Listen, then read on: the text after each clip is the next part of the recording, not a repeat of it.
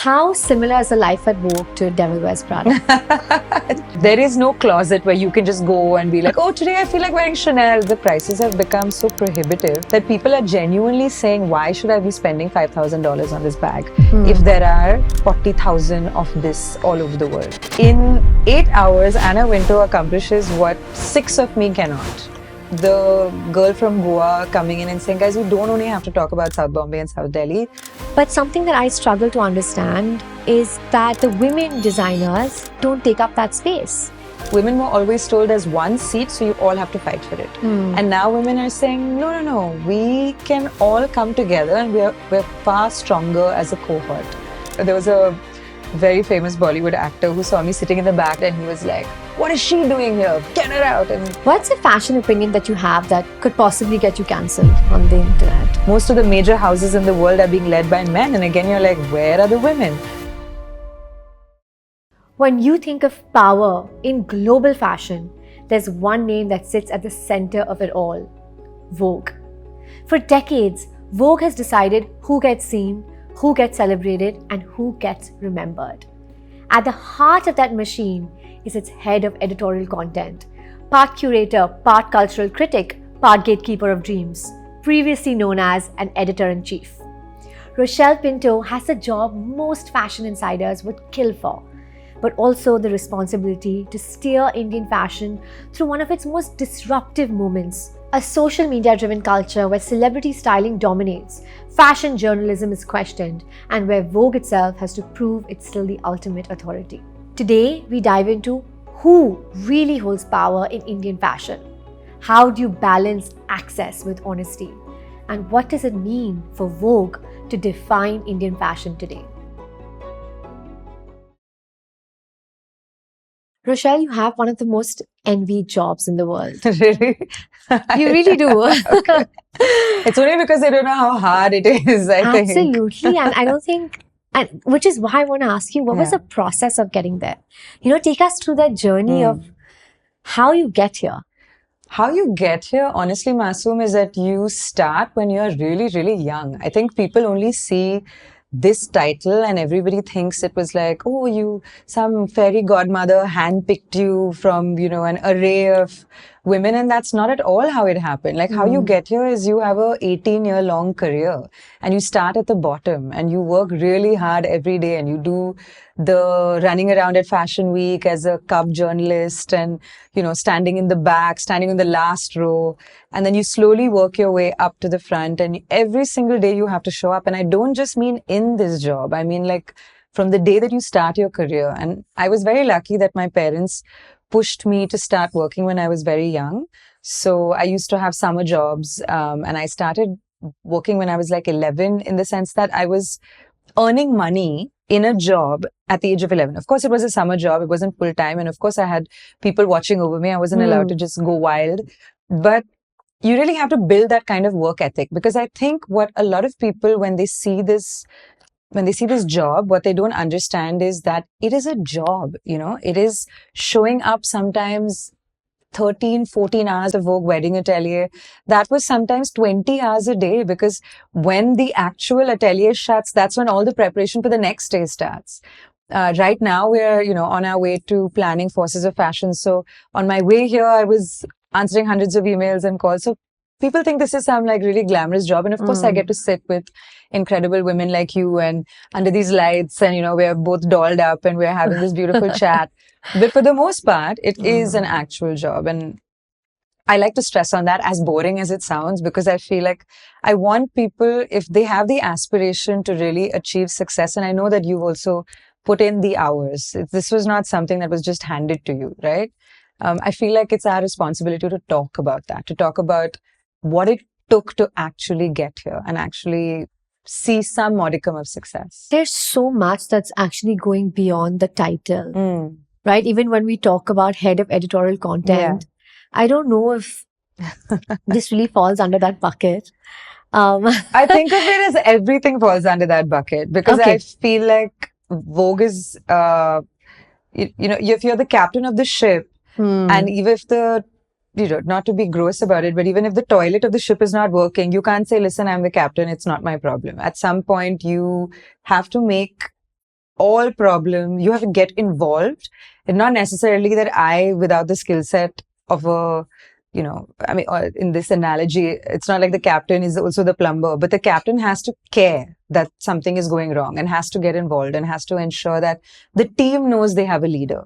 And I am a very hands-on leader, and I get hyper involved because it's important to me that we all work together. And if the captain of the ship says that this is not my problem, or then everyone starts to develop that attitude, and then over a period of time, the whole thing comes apart. What was your first job? I was a child RJ at AIR, All India Radio in Goa. So you and media is... Yeah, I think it's a love story. I enjoy being around people, and I enjoy new experiences. Like, what keeps my brain buzzing, and perhaps the biggest reason why I chose this career path, is because no 2 days are the same. It's just I think a factor of whether you're having conversations with different people, or you're planning different events, or you're planning different issues, for example, with the Vogue magazine. Every single day is different in some form or the other. And that really energizes me. And so I think that was the natural synchronicity that brought me into this space. So no, I'm very happy to go everywhere and do multiple things on the same day and have multiple meetings on the same day. Like, it doesn't drain my energy. So you started off as a child RJ, yeah, and then take us through the different jobs that you've done over the years. Gosh, it's actually kind of insane, because I started off as a child RJ. At some point when I was like 13, 14 years old, I used to compare events. I was a master of ceremonies for events. I was a master of ceremonies for weddings. In fact, now I get people sending me messages, oh, you compared my wedding, and my God, you were like 14 years old. And this was in Goa. You grew up in Goa. Yeah, I grew up in Goa. So this was in Goa. I was in events. I was a newspaper journalist when I was very young. So I've kind of done a little bit of everything. I was at one point a TV journalist for some Goan TV, and I remember doing a story on the rising prices of petrol in Goa and standing in front of a petrol pump. And it was insane that I think back in the day, because of course we are 300 years old. So back in the day when we were young, I think we had a lot more freedom. And you were allowed to make mistakes because not everyone wasn't capturing it for the rest of eternity on social media. So I did a lot of very, very fun, interesting jobs, many of which I had no business doing. Almost 99% of which I had no idea how to do. So I'm not sure why they even trusted me in the first place. But I think one learning that I've applied to every single job I've ever had is that even if you don't know how to do it, just say, cool, let me figure it out. Like, don't be paralyzed by the fear of not knowing how to do it. And ask for help. Everyone's happy to help.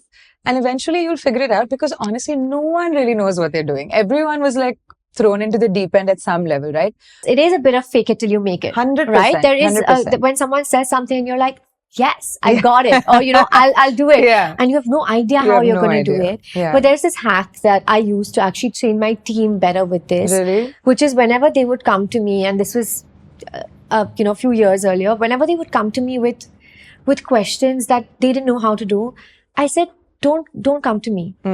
Google it yourself. We didn't have ChatGPT then, it would be a different answer. But that time it was from the universe of Google. It was just go and Google it, right? Yeah. Versus, I think that first step is knowing that you can figure it out yourself. Exactly. And that confidence will take you a far way. It's not about that task, but just knowing that is going to take you a long, long way. That's a great hack. I mean, my hack is a version of this where I say, what do you think we should do? And then ask them questions and kind of like work with them to lead to the answer. But yeah, I think empowering people to find an answer themselves rather than just shooting an answer back is not only likely to get to a better solution, because your brain can't think of all the possible responses and problems, right? Like, you also need that little bit of brainstorming with somebody else. How many jobs was it that you did before being at Vogue?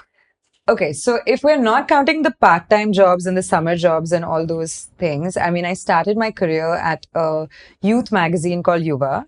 And I also lost my job in 2 months. I was 19 years old and the place shut down and I thought my career was over. I was like sobbing and thinking, oh my God, I'm going to have to go back to Goa. I'm such a disappointment to my parents. Luckily, that didn't happen because again, like you just decide that you have to rely on yourself and you have to move forward. So it was Yuva and then Hindustan Times, which was a nice long stint.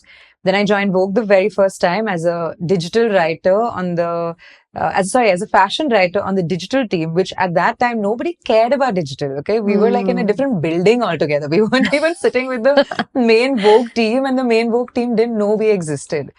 Then I went to GQ, then I went to Elle, then I left to join Twinkle Khanna, and she launched a wonderful media company called Tweak India, and I was there, and then I came back to Vogue.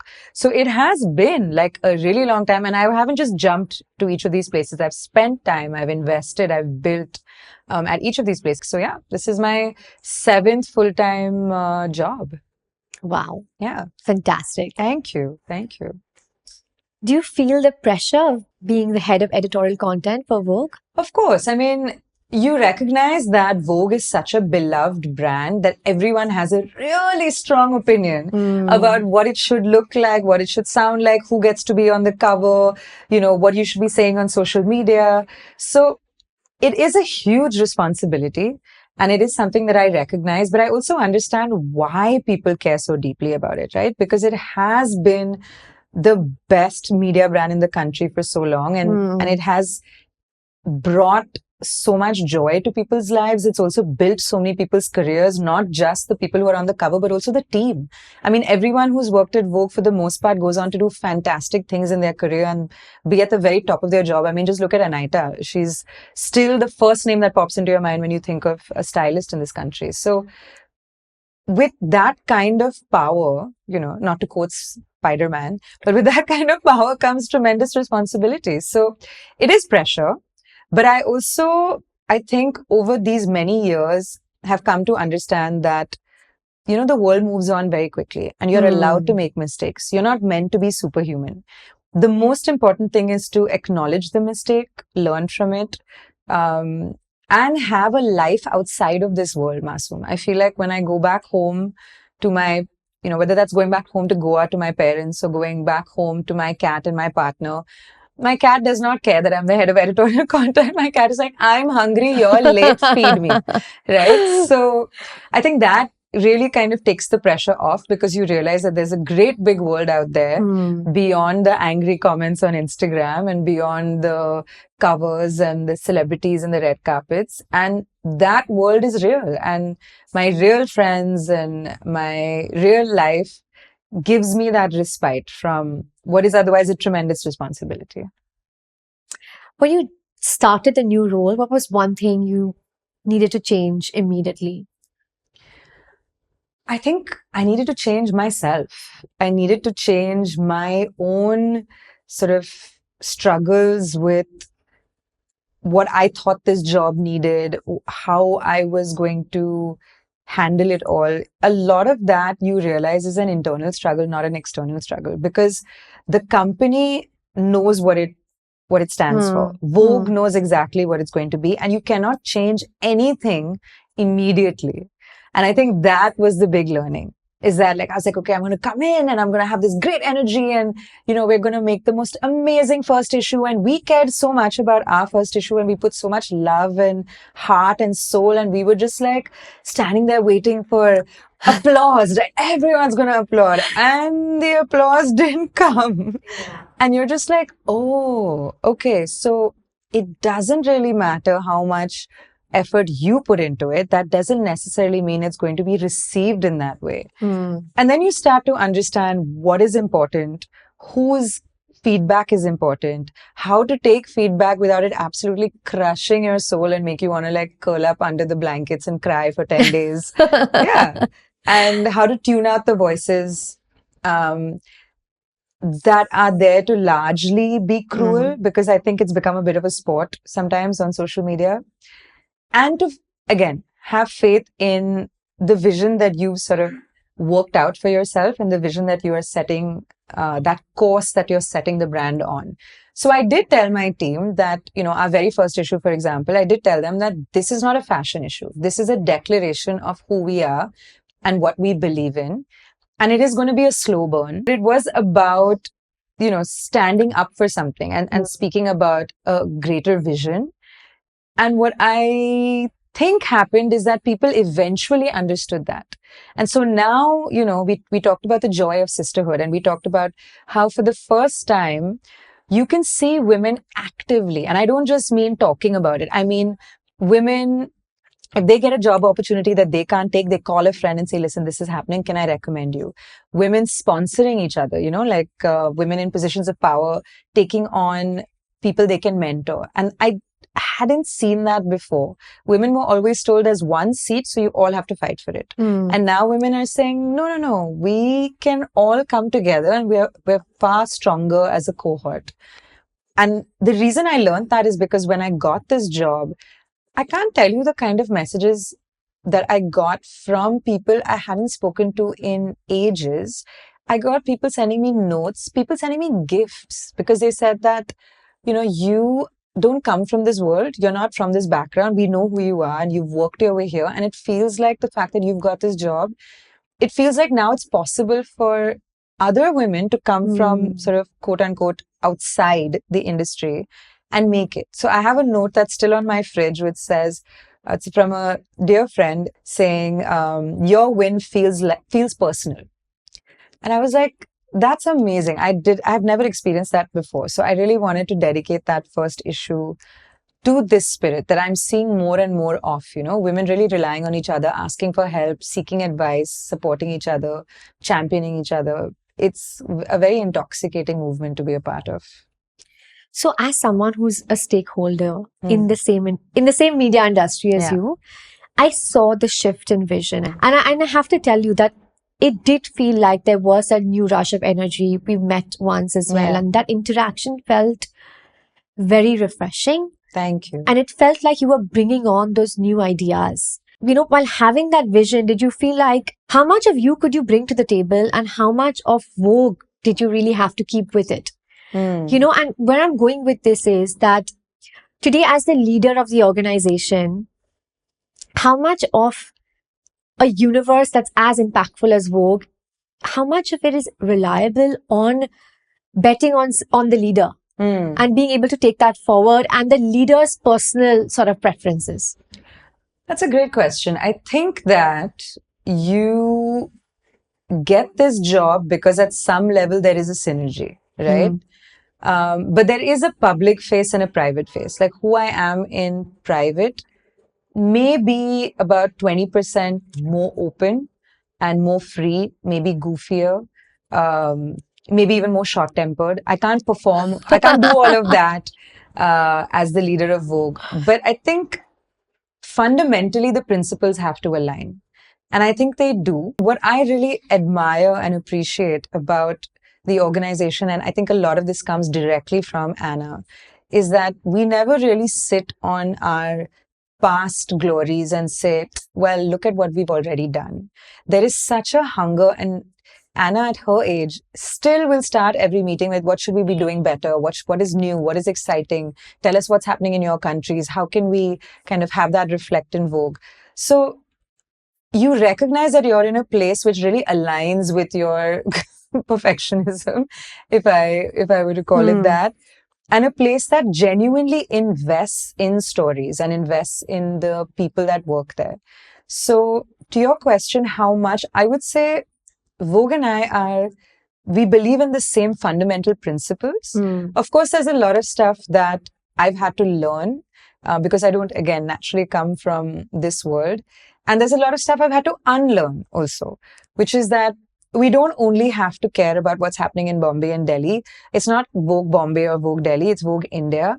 And therefore, it was very important for me as a girl coming from Goa and having a team that's rather diverse, where people from all different parts of the country, very important for that to be reflected, because I think India right now is in a place where every single city that I've visited and all of the states that I've been to, there's such pride in their local culture. Yes. in their history, in their legacies, in the crafts, in the language, which is so new and refreshing, where not everyone is trying to speak with a duty-free accent.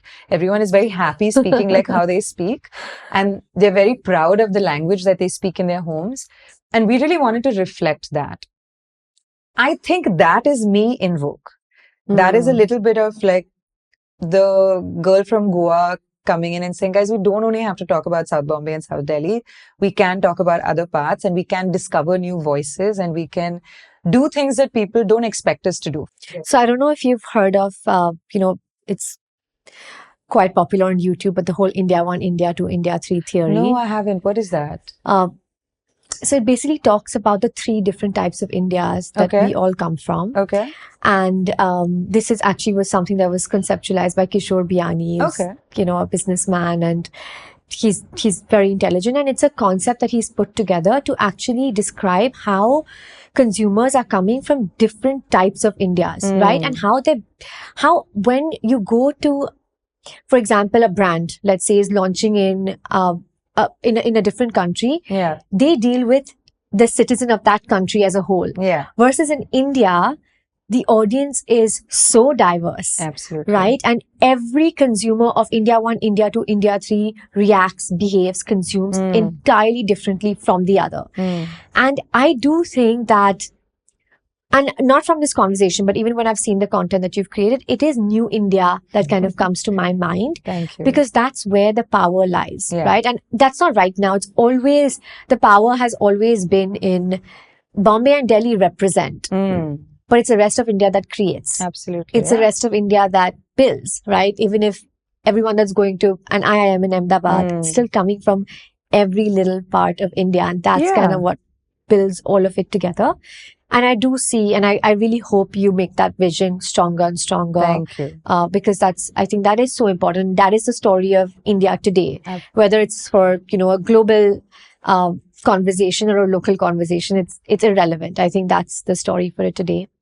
Something that really stuck with me from the time we met last was, I know how passionate you are about women taking up space. It's something you shared with me, and I'd love to know how you're kind of taking that sort of personal passion and legacy that you want to leave behind, and how are you applying it to your work?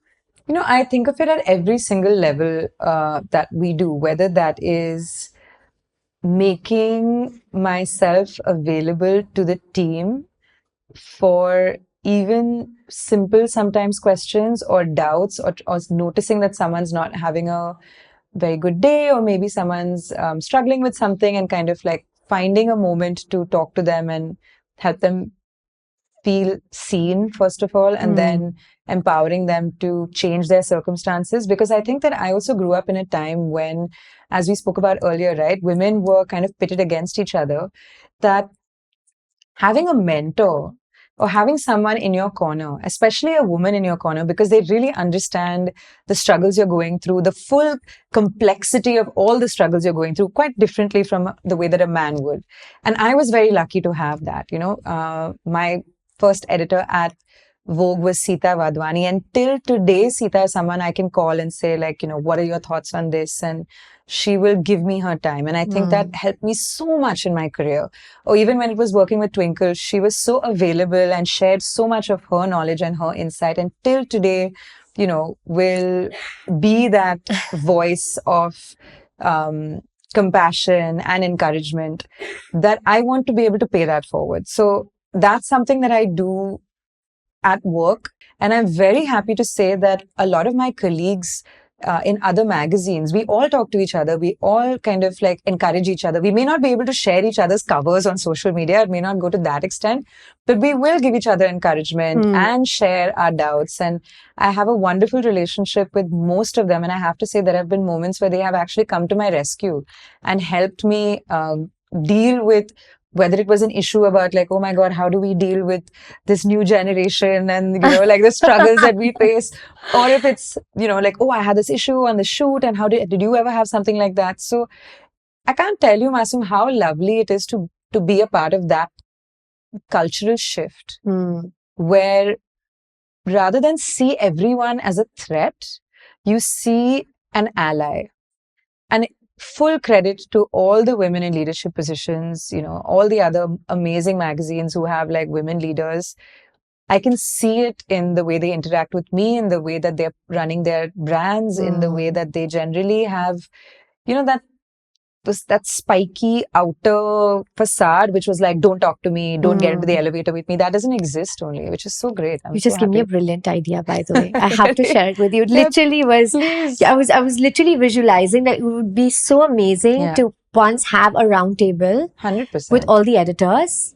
It would be incredible. It would be incredible to kind of host that and have that conversation. And absolutely. I mean, I know everyone individually and they're absolutely wonderful, but I think this would be so fun. We should do it. We should really do it, because then you get to see how genuine the rapport and the energy is. And we talk about random things. We talk about food. We talk about, like, we joke about, times that we've totally embarrassed ourselves. It's a very relaxed, fun energy. And I'm deeply grateful that I'm part of this movement at this time, because I don't think I would have survived if it wasn't for all these women in my corner and all these women sort of helping and championing each other. It's impossible. It's impossible to do this job without the support of other women. Trust me, because as much as I have like wonderful male friends and colleagues and, generally in the industry, the real challenges only I think another woman can understand.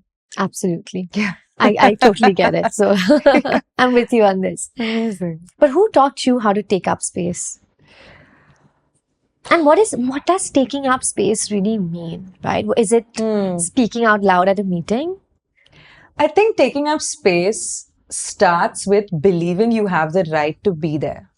So it's not only performative. It's not only... And not to say that asking questions in a meeting is performative, but it's not only about externally showing the world that you're taking up space. But sometimes the biggest challenge is to really convince yourself that you deserve to be here and you deserve to be in this seat and you've worked hard, and, to stop that imposter syndrome voice in the back of your head from constantly trying to cut you. It is a combination of the way I was raised and the environment I was raised in, by parents and grandparents who only really cared about the effort you put in and the hard work, and they didn't really necessarily care about, of course, results will come, right, if you put in the hard work. But I think that what both my parents and my grandparents deeply emphasized on is you have to work hard and put in the effort.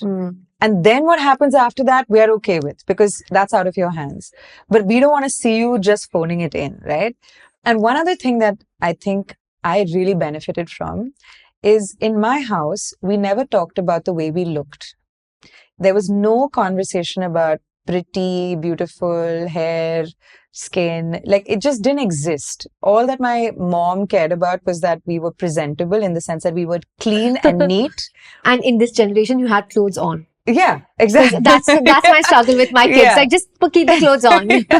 Exactly. And so I think that freed up a lot of space. I've said this before, but I didn't really have to worry about that. And I think a lot of young girls, especially when you're very young, people say, oh, so pretty, oh, so cute. And that kind of language starts to make you feel that the only thing you should be in life, or the most important thing, maybe not the only thing, but the most important thing is being pretty and cute. And I don't think that my parents have ever called me pretty or cute. And in a good way. I mean, like, it's not like I yearn for that. I don't actually care, because whenever people compliment me on something that is a genetic lottery, I find those to be very banal comments, again, not to take away from anybody's compliment, but like, you had no part to play in it. This is a genetic lottery. It could have gone any way, right? So the compliments that matter the most to me are based on things I've put in effort to achieve. So that, I think, has given me a natural sense of confidence. And then you get opportunities everywhere, right? Because you're in a system where if your system tells you that it's more important to care about putting in the effort and getting somewhere, then it builds in you. And I think from there on, and then also sort of starting to work from a very young age, all of these coalesce into a human being who never enters a room and feels like, oh, what am I doing here? I may not belong in that room because I'm at the same intelligence level or technical level or even career level as everybody else, but maybe I'm there because I'm deeply curious and I want to learn. And I think if And you that's have, enough yeah, and that's sometimes. enough. That's 100% enough, you know. And honestly, I find that if you show up with enthusiasm and humility, 9 times out of 10, you will not be challenged in the sense that no one's going to be like, what is she doing here? Though I've had that happen to me once. I was at the IFA and I think there was a very famous Bollywood actor who saw me sitting in the back and I was just like watching everything and observing as a journalist because I had to write an article about it. And he was like, what is she doing here? Get her out. And that was the first time in my life I heard those words. And I was like, huh? Like, what do you mean? You know, it was such a shock to me. Thankfully I was very young and it didn't affect me at all because I was anyway being quite cheeky. I wasn't supposed to be there. But I think that's the one and only time in my life I've ever heard that sentence said to me. So maybe also a matter of luck. I mean, one of the stories that really illustrates why it's important for women to take up space actually was watching the Oscars. I think it was a few years ago, and one of the winners was talking about her grandmother who was in a concentration camp and had been taken by the Nazi soldiers to the edge of a mass grave. And they were just shooting everybody, and obviously they were falling into the grave. And her grandmother stepped out of the line. And there was a Nazi soldier who was like, get back in line. And she was like, I won't get back in line. He was like, step back in line. And she's like, I'm not going to step back in line. And that interaction flustered the soldier so much that he just allowed her to live that day because she challenged him. And this lady, her point was that if it wasn't for my grandmother stepping out of line, I would not be here today. So she turned around to the audience and she said, ladies, step out of line. And I found that to be such a powerful story because when when you have the guts sometimes, even in very difficult situations, to trust your own instinct and challenge authority, or trust your own instinct and not do what the whole world is telling you to do, I think the results can be quite magical. And in this case, it was life-saving. So that is a story that stays with me. I'm going to actually connect this to fashion, right? Okay. Which is also where both of us kind of come from. It's the fashion industry. It's built for everyone, but it's mostly governed by women. Right. And even when fashion speaks, it speaks to women because it's Primary assumed, audience, yes, and it's assumed that the women are also purchasing for the other genders. Now, even though this is the case and it's governed, built, etc. by the women, when you look at the industry, even in our country, you see that the ones at the forefront are the men. And it's not a male designers versus women designers conversation at all. You know, I'm as someone who's from the industry, who's literally grown up in it, I have equal respect for them all. But something that I struggle to understand is that the women designers don't take up that space. They don't tell their stories as much. Where do you think that's coming from? Is it just personal choice? I think that everyone's idea of success is different, honestly. You know, I'm one of the more visible editors because also I don't have stage fright and I go on a lot of podcasts, and maybe as a result of that, people might think that, oh, she's doing better. But no, I mean, I have so many incredible colleagues who are just focused on the work. They're doing the job. And I would not say that I'm doing better than them. So I also think a part of taking up space is giving women permission to design their own lives and choose the manner in which they want to rate their success. And that success doesn't have to fit everybody else's definition.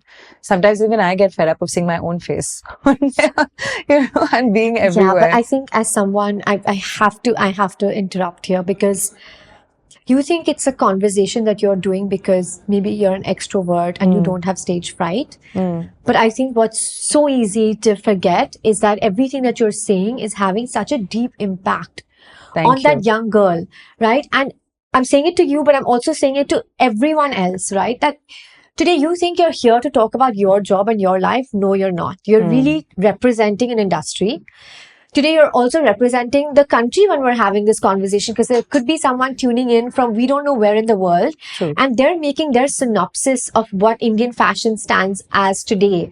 What do the leaders of our, our organization stand as today? So, which is where I feel like we'll just have to, I guess, agree to disagree, which is where I feel like there is that pressing need, which is also why I've started this podcast. Sure. I believe that pressing need for that story to be told. Absolutely. No, I agree with you that I'm also a storyteller, right? And I would love more than anyone for these stories to be told. And I want to see more women at the table. And I want to see the women's names have the same gravitas and cause that same wow factor that the men's names cause. And even if you look at global fashion now, most of the major houses in the world are being led by men. And again, you're like, where are the women? So I completely agree with you. But I also, because I know them and because I've heard their stories and because I understand that not everyone wants to be the face of the brand. Some people just want to do the work and they want the brand to sort of speak for itself. So maybe in that situation, the pressure is on media publications like mine and on editors like me to find a way to, without forcing these women to stand in front of the spotlight and talk for themselves, to tell stories on their behalf and to do a better job at storytelling. So I'm going to take that as a personal feedback and do it on behalf of these women. Amazing. Yeah. You spoke about the global conversation as well right now about most of the global fashion houses being led by men. Where are the women? What's your take on that? I don't know what's happening, honestly, Masoom. And I'll say this, a bit disappointed because it feels like on every factor, we are going back a little bit. And I think the results also speak for themselves, right? When you see how the luxury industry in this year is really struggling and you're seeing the decline in sales across the board. So I don't know why we've rolled back. I mean, there could be a variety of factors. I think sometimes there aren't enough women in the room making decisions as well. I don't think, while the fashion industry is largely governed by women, as we spoke about, and has been built by women and caters to women, I think sometimes still many of the people in the room making the decisions are men. And not to say that men don't deserve it, but surely among the top 10, there should be an equal distribution by now of men and women, right? So maybe it needs to start at the bottom. Maybe it needs to start where there are more women being given opportunity at every layer. We can't just expect a woman to automatically one day fly into a leadership position, Leena Nair is someone we talk about so often because she's leading Chanel, but how many other Leena Nairs are there? I mean, there's a Delphine Arnault, but she's from the Arnault family. So I think that it's a responsibility of all organizations to not just sort of scratch their heads and be like, where are the women in leadership? Oh, there aren't any women in leadership. No, you have to build those opportunities. And that starts at every single level. So there should be women in middle management. There should be women on the assembly floor. There should be women in the atelier. There should be women, in the seamstresses rooms, in the marketing team, in every team. And only then will you find those women who then are able to take on leadership positions. I mean, that's my hope. But if you ask me for an answer, I genuinely am stumped. I have no idea why this has happened. Moving to Vogue, how similar is the life at Vogue to Devil Wears Prada? I mean, just in how much we work, maybe there. I mean, of course, there's a lot of late hours. I think that definitely. There is no closet where you can just go and be like, oh, today I feel like wearing Chanel. There is no such thing. But you do have access to the best designers and you do have a lot of friends who are deeply talented and creative. So you do get, some perks of the job. You get introduced to brands and you get to sometimes borrow their clothes for important events and you feel like someone has just completely revamped the way you look and you will never look as good as that again. So you better take 100 photos because you want to remember that. But I think for the most part, the passion and the drive and the need to be the best that was displayed at Devil Wears Prada, of course, not as dramatically as that, I think is definitely still the case. And just like Miranda Priestley hated freesias, I absolutely despise peach and pink baby carnations. So if I see those in a flower arrangement, then I start to like vibrate. And I'm like, no carnations. So that's the similarity. That's a similarity. But everyone wants to know, how similar is Anna Wintour to Miranda Priestley? I think Anna has the most difficult job because she has to give her time to so many of us. But I will tell you what I've learned from Anna. And I do see perhaps, the character having taken these things from her. She's incredibly decisive. You will not see her wavering on a decision. She is incredibly curious about the world and she reads everything and she's paying attention and she's kind of aware of what's happening in many different parts of the world. She has the most incredible sense of humor. It's that very British, dry sense of humor. And, when she makes a joke, everyone, it's like 1 second, like, did that just happen? And then we all laugh because she's hilarious. And she has incredible taste. Like, you cannot challenge that at all. She's always well dressed. I don't know how she does it. I don't know how much time goes into that. I think she's actually very quick, very efficient. So I can't imagine her taking too much time to do anything because in 8 hours, Anna Wintour accomplishes what 6 of me cannot. Wow. And you'll send an email within half an hour, you'll get a response and you're like, what time is it there? It must be like 2 a.m. She travels so much and she's very generous with her time. There are designers who will seek out an audience with her. You don't have to be Karl Lagerfeld to get an audience with Anna. She'll give you 15 minutes. Maybe that's all she can give you. But in those 15 minutes, you will learn more than you would learn sitting with anyone else for 6 hours because she will get straight to the point. She sees through all the frills and the Amazing. chatter. Yeah. It's incredible. She's so sharp and she's, been at the helm of this industry. And you don't acquire power like this and have a career like this by not genuinely being interested and engaged, and she fully is that. So yeah. No, that's very interesting and good to know. So talking about the global fashion industry, where do you think India stands? Do you think we're still playing catch up or do you think we're just playing our own game entirely? I think that there is currently a massive change happening everywhere because you will see that all luxury brands are struggling with selling garments, which is really the foundation of their business, right? And they're also struggling with selling accessories now, like bags and shoes, because the prices have become so prohibitive that people are genuinely saying, why should I be spending $5,000 on this bag if there are 40,000 of this all over the world? So you will see a lot of brands getting into beauty. You will see a lot of brands getting into fine jewelry because at least the value of fine jewelry with that gold, with that diamond is somewhat unchallengeable. So I think that globally, people are struggling to figure out what they stand for.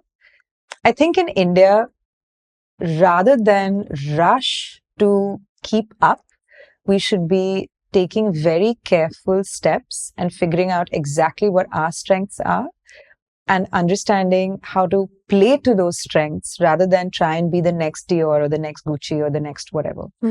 We are a country that still relies very heavily on the karigar. We have not automated many of our processes, and I also don't believe we should because that is our strength. I don't think we can beat the Italian and Parisian brands at the marketing might that they have had now centuries to build in many cases, right? True. And why should we be playing that game? I think what we need to look at is ensuring that the crafts that sustain our fashion business don't die out. We should be ensuring that the next generation of the artisan wants to stay in the arts and does not want to go and work in a call center or be an Uber driver somewhere. I think it's the most pressing concern. I think we're living in a time where everyone is talking about sustainability and everyone wants to understand whether this product actually deserves to exist and whether it deserves my money. We're uniquely positioned to truly be different as an organization. And I think that pushing designers to overproduce just so that we can open new malls and, sell. I think that's the slippery slope, and we will start to see the negative effects of that. We should be really learning from the mistakes that the global houses have made and not play the same game to our own detriment. What do you think what do you think it's going to take for an Indian homegrown label or house to become a global household name like a Louis Vuitton or a Gucci? Consistency, from the communication to the product to the distribution to the after sales service. I think where we still struggle, and this goes back to my previous answer also, is that we have so much work still left to do. If you go to any of the luxury brands, you go to a Gucci, you go to a Prada, everywhere in the world, you are expecting the same level of service.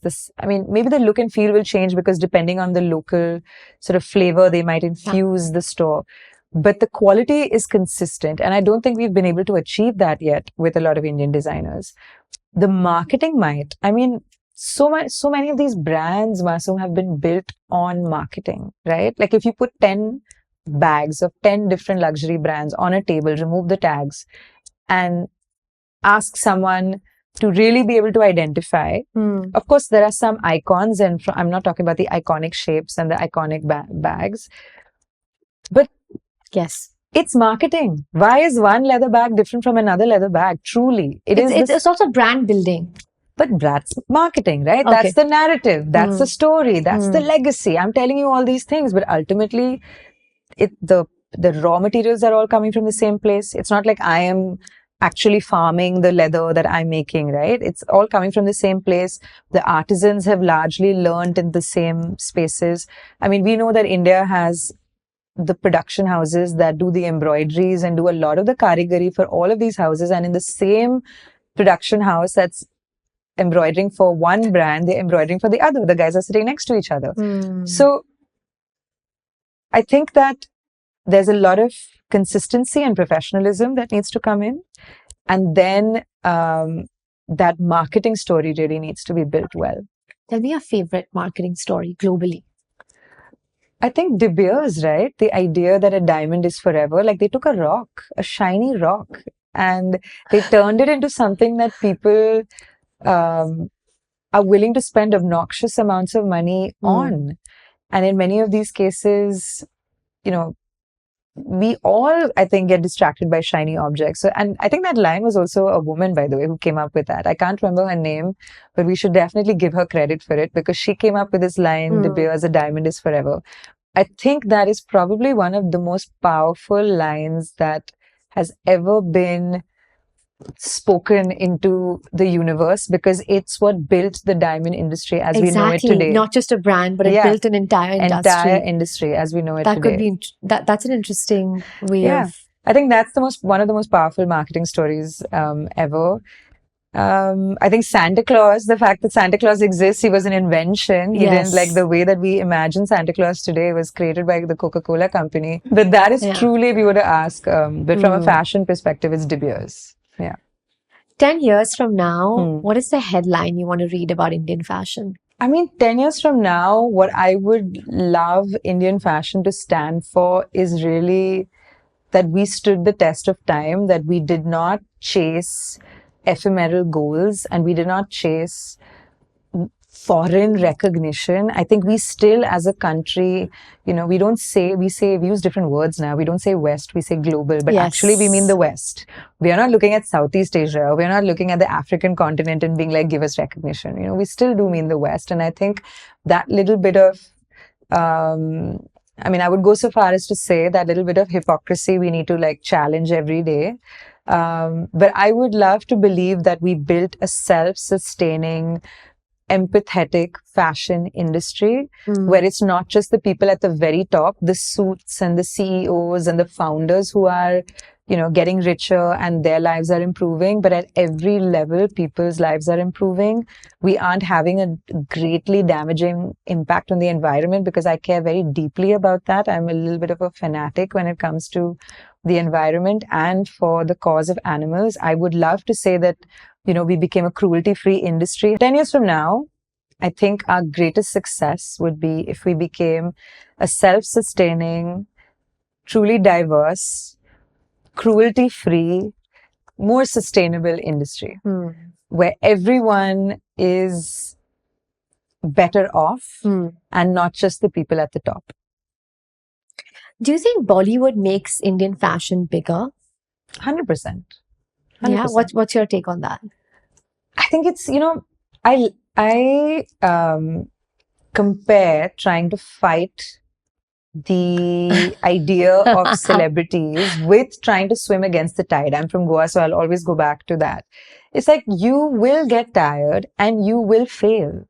So it's not about trying to fight the tide. It's about learning to swim with the tide and then learning to harness the tide to make everything better. So yes, Bollywood, and not just Bollywood, but the Indian film industry in all its forms, whether that's Punjabi film industry or the Bengali film industry or the South in all its forms of Telugu, Tamil, Tulu, everything, Malayalam. I think these are larger than life characters that are very close to people because people invite them into their homes, right? You're watching a movie on your home screen or you're going with your family to the theater and you feel so close to this larger than life personality. I think the challenge for all media publications is to align with the kind of celebrities who stand for what you believe in and who display the principles and the values that your brand stands by. And it's not just about someone being famous. So that is something that we do at Vogue, where we try and think about, does this person align with who we want to be as a brand and what we want to say as a brand? And I would encourage all fashion brands to think similarly. Interesting. What's a fashion opinion that you have that could possibly get you cancelled on the internet? My partner keeps reminding me that I was once somebody who hated Crocs and now I own more Crocs than he does. So maybe that I have finally come around to it. A fashion idea that could get me cancelled. I don't know. I have to be very careful with what I post because I can be quite muffat or controversial or sometimes I can be a little too earnest and that's not always looked upon very well. I don't think that you have to be a buyer of luxury fashion to be fashionable. I think that you can be very fashionable, existing in your own sort of style. And I think the idea that if you automatically are carrying a branded bag or, that automatically makes you more stylish and more deserving of being in the room than somebody who's maybe bought their, garment or doesn't buy or like goes to thrift stores. I think that for me, luxury fashion is it is that. It's luxury. It's a great indulgence. But that doesn't automatically bestow you with the honor of being fashionable. So there are many people who are dripping in labels from head to toe. It's like every single thing on their person has a logo on it. And that doesn't cut it. I'm very excited about one of Vogue's IPs, which is Forces of Fashion. Yes. I came to last year's Forces of Fashion and it was absolutely incredible. Again, very refreshing. Thank you. It felt like a brand new concept that I haven't seen before. And, as someone who attends global fashion weeks, it was so amazing to see that back home. Thank you. Because even when you're going for global fashion weeks, you are pretty much seeing the same format again and again and again. Yeah. And I love how inventive it was. Thank you. But what's the plan for this year? Well, we're bringing back the exhibition because I think that last year we were not prepared for how much people would respond to that and how people loved it. We had lines actually, round the block because people were standing. Oh, really? Yeah, I didn't know that. And thanks to you because you showed up with a preview and you posted about it and a lot of the other, friends of Vogue came and posted about it. And I think that really drove the message home. And so this year we're going a little bigger. It's going to happen in fact, very close at the Nilaya Anthology space. Oh my God, I love that space. It's going to be beautiful. We have 35 designers, and we have really put in the effort to find designers from different parts of the country. So you'll see somebody from the Northeast, you'll see somebody from the South, you'll see people, different ages, different oeuvres, different crafts being showcased. And this time the theme is rethinking silhouettes, architecture, and fashion. So the idea that the garment that you wear is like a protective layer, a home for your body, but you also live in a larger space that is a protective layer. And there are so many similarities, right, between the principles of construction in architecture and in fashion. So we really wanted to give designers an opportunity to go beyond what Indian fashion is typically associated with, which is drape and textile, and challenge them to think in terms of construction and architecture. So I'm very excited to see what the designers come back with. We have a truly incredible mix. That's one of the things that we're doing. And then we have our main red carpet night, where what we've really tried to do, Masoom, is bring a little bit of credibility back into the awards sort of space, right? So the idea is that we want to spotlight designers and creatives in the fashion universe who have been around for maybe 8 years or fewer. And they are being, the nominees have been selected by Vogue. Like, we've done the research and we've put together nominees in every category. But the winners are picked by a jury of your peers. It's like the designers who are part of the forces of fashion. And this is done completely democratically. They're actually voting. And then the winner is the winner. So that was something that was very important to me, because it's one thing to be picked by an editorial brand and you're like, okay, all the trappings that come with it. But imagine being selected by a jury of your peers. Imagine the people you looked up to and the people who look up to you voting, and then you being a winner. I think that must be such a special feeling. Yes, absolutely. So that's something that we're doing, and that's on the red carpet night. And I hope you will be there, and I'm very much looking forward to having you support us once again. Thank you. No, I'd love to be there. What I really do love about Forces of Fashion and what has been built around that IP is that there's established names, but there's also emerging names. Yes. And for me, one of my passions really lies in kind of uplifting emerging talent in India, especially in fashion. And I love that you did that. But what is the selection process like? And how do you... there's so much emerging talent in the country, and especially from my community and the audiences tuning in. I want to ask you, what is it that you look for in the smaller brands, in the emerging designers? What makes them sort of Vogue worthy? Well, that's a great question. I think it starts with having a unique point of view or doing something that brings some attention. It doesn't have to be that your garments are very theatrical. It could just be like, is there an ethos to this? Is there a reason for this brand to exist? Or is it just another brand that okay, you wanted to be a fashion designer? So we look for that unique point of view. Of course, the quality has to count. There has to be some sort of impact. We look for brands that are doing more than just creating garments. Like, are they able to, like we talked about earlier, uplift the artisan? Are they focusing on a craft? Are they creating a new language for the people who wear the garments? Because we often think about the people making the garments, but I think that fashion has always given the people wearing the garments a new permission to be themselves or to discover a part of themselves that perhaps they couldn't have before. So we look at all these different things, and we look at the brand story. We look at how consistent are they, how professional are they, and of course we make allowances for people who are just like 3 or 4 years old. We know that they're learning, but all of these things come together. It's a lot of questioning. It's a lot of sitting in a conference room and saying, no, we believe in this, and I don't think so, and challenging each other and trying to convince each other. And so it's a team effort, and we all talk through the ideas we have and why we believe someone deserves it, why we believe someone may need to wait a little longer before they're invited into the fold. And hopefully at the end of it, we have like a really strong set of names that everyone feels comfortable with. Not only that we like them, but they also stand shoulder to shoulder, right? Like, so that they have a fighting chance of actually winning this. Yeah. Amazing. Really looking forward Thank to you. what Thank the you so team much. puts together this year. Thank you. I'm going to end this conversation with a question that is a more grander perspective on fashion. Mhm.